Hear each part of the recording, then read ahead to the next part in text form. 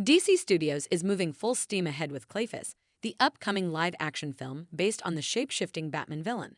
Except he seemingly won't be a villain in this one. While Clayface has been one of Batman's most famous enemies, this story is set to be a tragedy, which might make the character into an anti-hero, which is a well-trodden path for villains in movies now, although not necessarily for the better, as Sony's Spider-Man spin-offs have shown. The movie is set to be released post-Labor Day in 2026, which is a major horror window that has proven successful for major films like it, The Nun and Beetlejuice.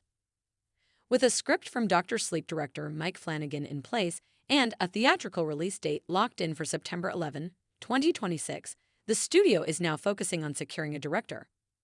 According to sources who spoke to Deadline, DC Brass will be hearing pitches next week, with Truth or Dare filmmaker Jeff Wadlow and Speak No Evil director James Watkins among the key candidates in consideration, both of whom are highly capable creatives.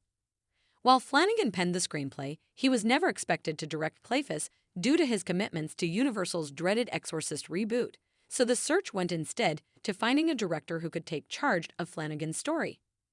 Once a director is officially signed on, then the casting for the film should become official, although the Deadline report did add that sources indicated it may already have begun. However, any casting decisions will ultimately depend on the chosen director's input.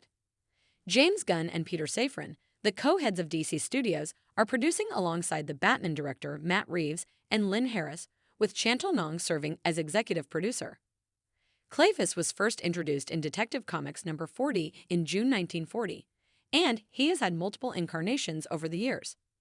The original version was a struggling actor who, after portraying a horror movie character, embraced the persona in real life, using his abilities for crime. However, later versions of the character introduced something of a more out-there twist where he was made of clay and could shapeshift, and over the years, Clayface has become one of the most familiar faces in the Dark Knight's Rogues Gallery.